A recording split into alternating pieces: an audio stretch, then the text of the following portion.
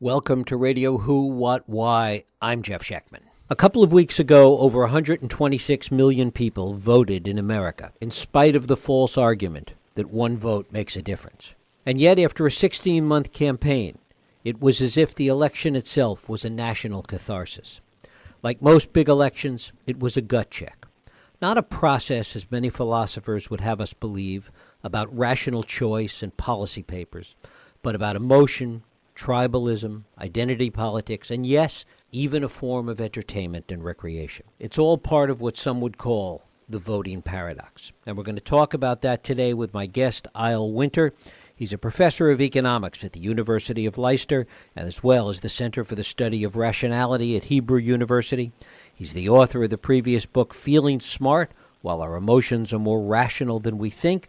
He's one of the world's leaders in the study of decision-making and has served as chairman of the economics department at Hebrew University. He's lectured in over 130 universities in 26 countries, and it is my pleasure to welcome Eyal Winter to Radio Who, What, Why. Eyal, thanks so much for joining us. Thanks, Jeff. It's nice talking to you. One of the things that we see over and over again, particularly on a national level, is that elections do matter with respect to policy, and yet the bottom line seems to be that that's not what drives people to participate in them. Talk a little about that first. No, that's not what drives people to participate in elections. Why people vote, the reason why they vote is because they belong to a tribe. They're driven by emotions. You know, the Clinton era, where we have this phrase, it's the economy dummy, doesn't apply anymore. People don't vote in order to improve their own economic situation or because of some sort of interest, self-interest reasoning. They vote because they're driven by emotions, by resentment, by loyalty, by pride, by frustration, and to some extent also fear. And this what actually triggered the support to Trump in the U.S. and to some extent also the support to Brexit. So I think the main issue which we are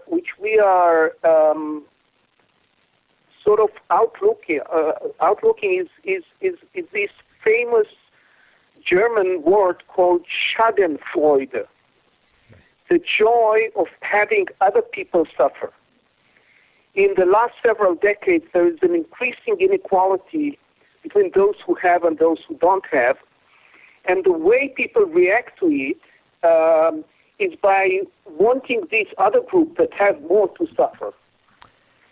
Recently, there has been a stunning number that I saw this morning in The Guardian says the following. Listen to this number.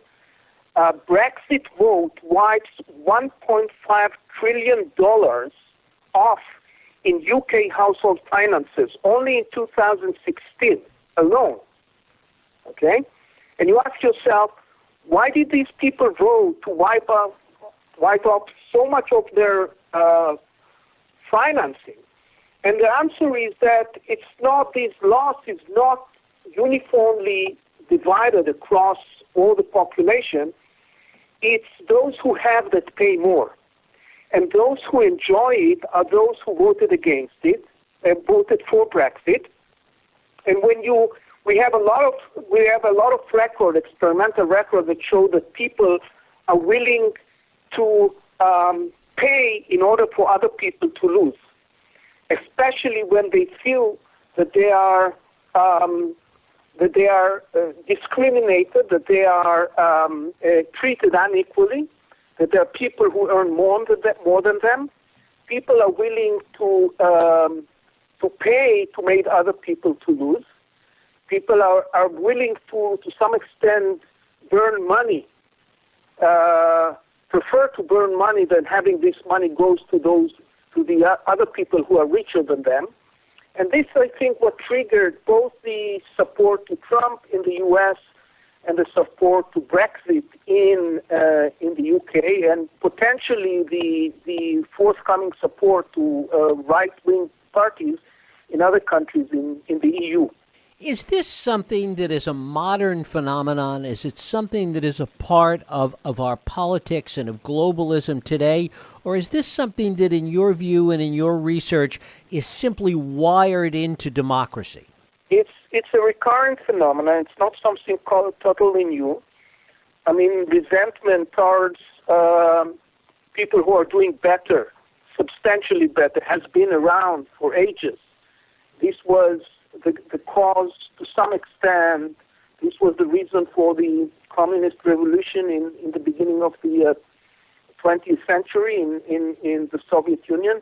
This was the cause for the rise of fascism and Nazism in Europe, has been around because there are periods in which inequality extends and others in which inequality is shrinking.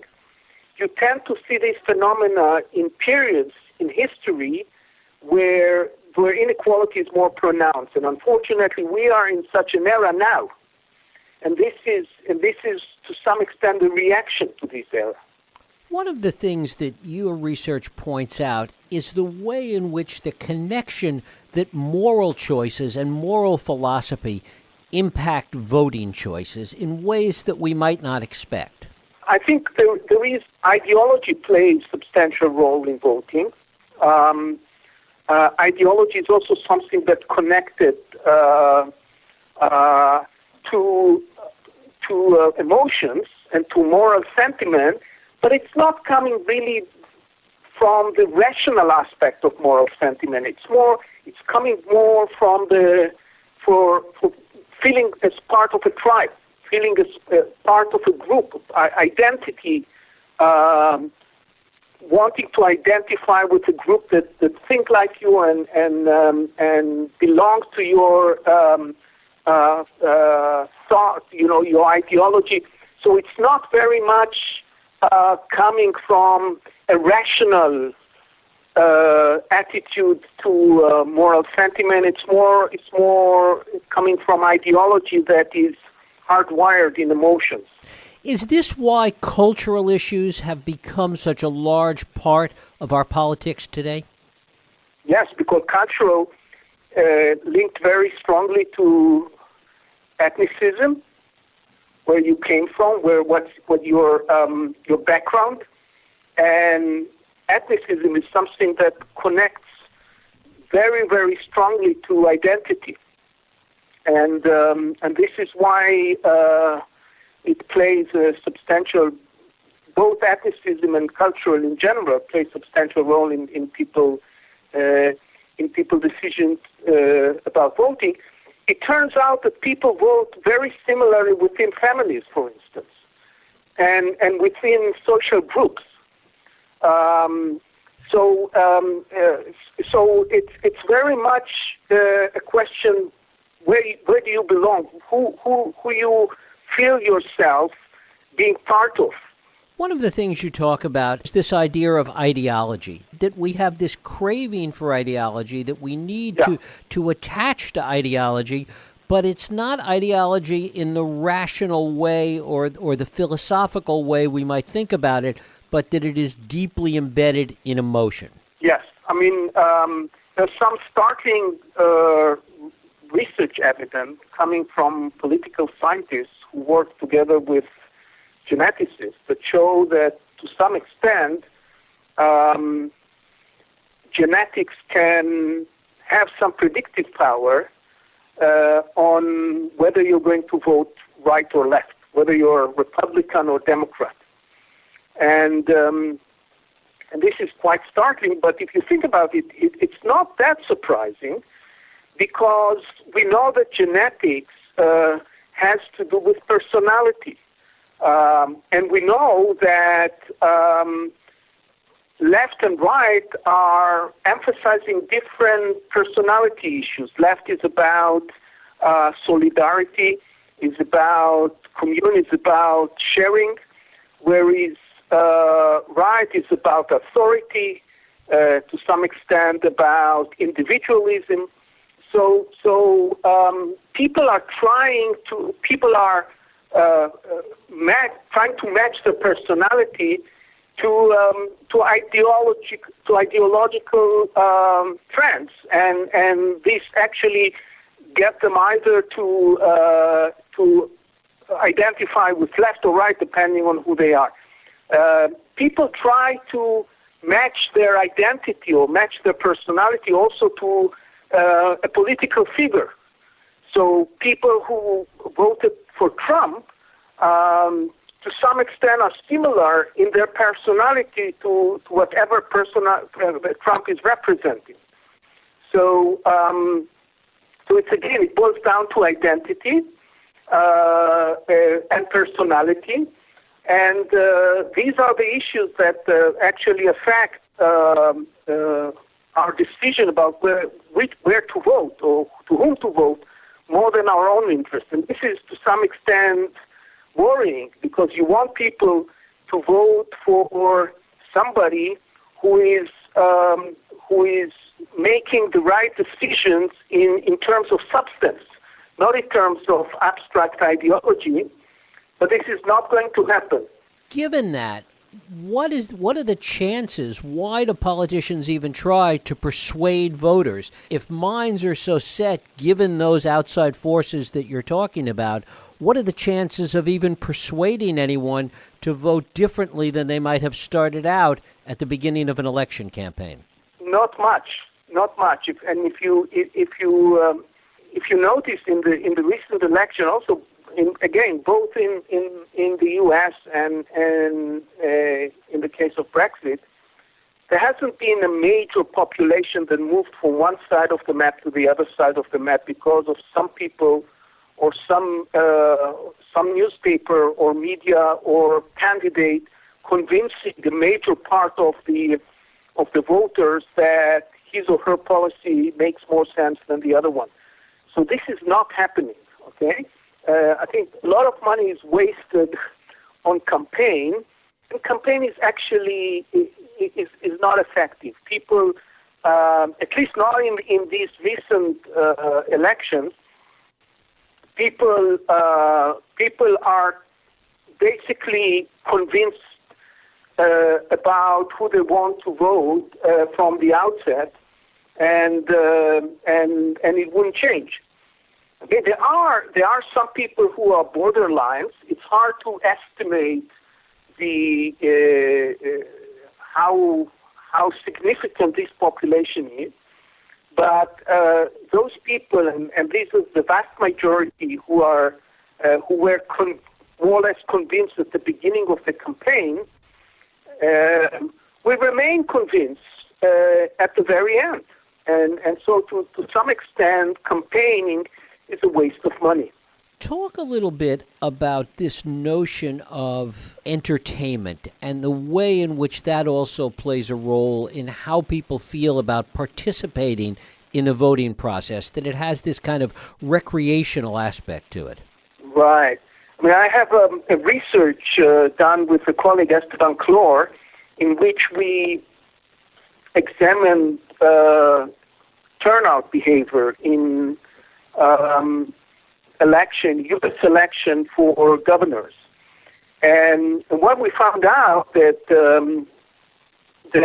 in cases where the polls were very close,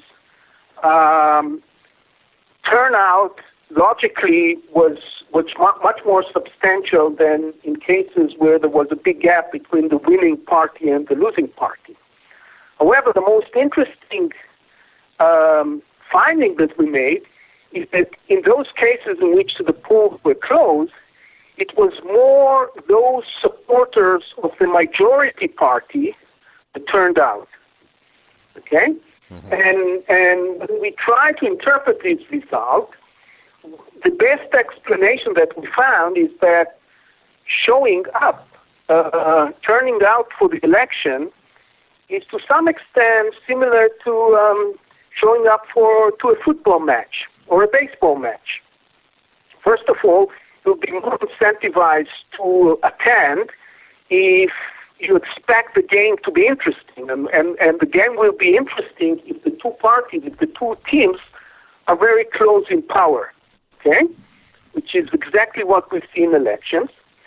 Secondly, you are likely to enjoy the game more when you expect your team to win rather than when you expect it to lose. It's nicer to see the game when your team is winning than when you see your team losing. This is again what happens in elections. The turnout of the stronger party is typically greater than the turnout for the weaker one. We haven't seen it so much in a so much pronounced way in the current election. I think that in the current election, one of the reasons why the polls were wrong in their prediction is that one thing they disregarded is that people often cheat in these polls. And they say, and one reason to cheat is that if you feel embarrassed to express a view that you think is unpopular, is to some extent deviates from the social norm. And many of the Trump supporters were worried to admit that they are supporting Trump when they face pollsters polling them and asking who are you going to vote. But when they are behind the curtain facing the ballot, why should I care? Nobody is seeing me, and I can be very truthful to myself and vote for whomever I want to give my vote. So this aspect has been missed by the polls, and this is why they were wrong, right? They were wrong because they assumed that people are telling the truth.